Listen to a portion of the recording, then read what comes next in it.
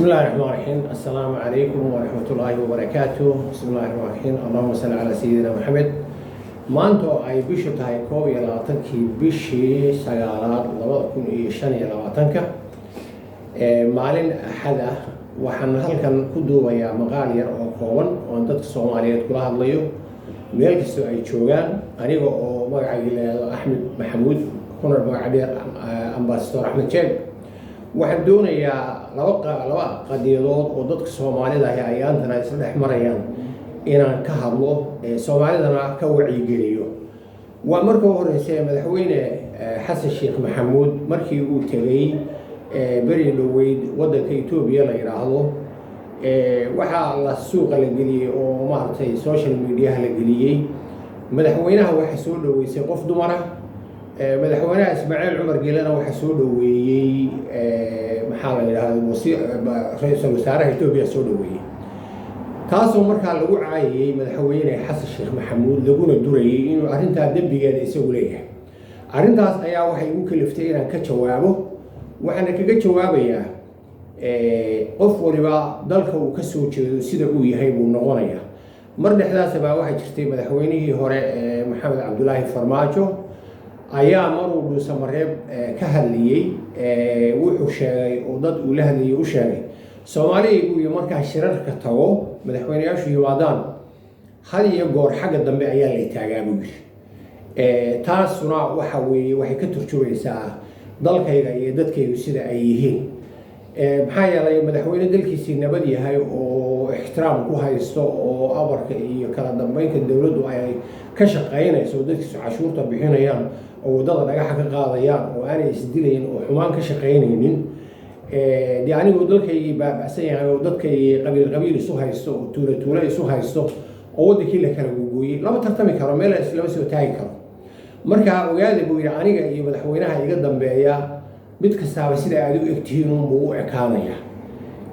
taa uu ku saxsan yahay maxaa yeelay madaxweyne dalkiisii baaba yahay oo dadkiisii caayo oo isaga iska dhaafo caarkiisii iyo xaaskiisii ay caayaan أخلاق حمدا أنت على الصومالية أيها لغو برتو لغو يغانا وحنا اللي قرآن كلا ينوغو شيء يا أيها الذين آمنوا أطيعوا الله والرسول وأولي الأمر منكم عليه وركوا إلهي رسول سنوبيو مدحينا أولي الأمر هنا أداع عليه marka waxaan leeyahay Soomaalidu yeesan arintaas mataqaana iyada ka mas'uula haday qarannimadooda iyo walaalnimadooda iyo Soomaalinimadooda iyo difaacayaan oo madaxdooda adeecayaan adduun kalena waa laga qiimeynaya carabta waxay yiraahdaan alladhi sharaf nafsu shariif marka waxaan leeyahay waxa keenay madaxweynaha Soomaaliya mid kasta waa ahaatay meesha uu tooy inuu Soomaaliya madaxweynaha kale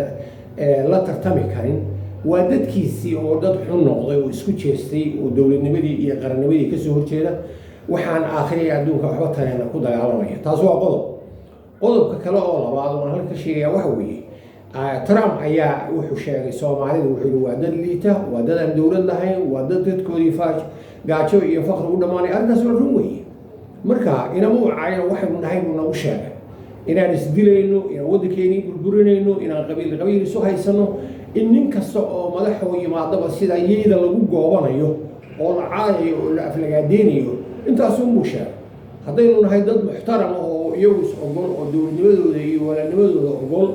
إلا ما عاين لكن روي إن العالم كدور سنة إن دتكين جاتشو دمانيان إن الدليرين بدل كل دمانيسو إن الدولة ديني ما راح يتم عضبة هجيس لويها الأرض عالمه وحاصلنا من واحد شروي سيدا درتي وحلاي هاي هذا دون إنسان صوماليين لو شافوا كرامية رتان مركو رأيه ملحق الدورتان كدم بي أو حشاد أو إلهي كبغى أو عسكفة وأواميرته دقاته oo cashuurta bixiyo oo askarta halaynina oo wadooyinka hagelinina miiraha gelinina oo kuwa umada beenta iyo xasadka iyo xaqdiga ku dhaxfaafinaya ka soo horjeesta markaas adduunyadu qiimeynaysa yeelanaysan wadankiinu noqonaya wadan sharaf leh waxaan inta ay ugu daraya ilaahay sidoo Soomaali u jecel yahay iyo sida ilaahay ugu caasiyo wax islaamaha hay'ad wadanka inta leeyahay barwaaqada ah beeraha iyo xoolaha iyo wabiyada iyo dad isku isri ay degan yihiin inaynu ilaahu hadda ma ahaado wadankeena tabacano baryadu waa xuntahay dadka barya hay'adaha samafalka barya gaalada barya isu jaajuusaya inaga way hadaynu Soomaalinahay marka waxaynu nahay baa leeyahay sheegaya ka xanaaqina intaas baan soo jeedinaya waxaan kaloo ku darayaa madaxweyne xasan sheekh maxamuud maanta dalka isaga madaxweynaha waxaana muuqata inuu sanadihii u dambeeyey si fiican u shaqeynayo ciidamadii dhisayo waddanka midnimadiisii dib u soo celinayo anigu waxaan soo jeedinayaa anigu xusbiga nabad iyo nolol baan ka tirsanaa laakiin waxaan kula talinayaa xusbiga nabad iyo nolol iyo dadka maaragtay u ololeeya ama ka midka ah xasan sheekh maxamuud in lala shaqeeyo loona daayo waddanka intuu gacanta dowladda ku soo celinayo waayo waxba tani mayso doorashaa la qabtay aan xamar la dhaafaynin xasan wuxuu maanta diyaar u yahay inuu qarannimadii soomaaliya soo celiyo waxa uu qabtayna yani qofka un hadiyo khaladku galay lagu waxeeyo maaha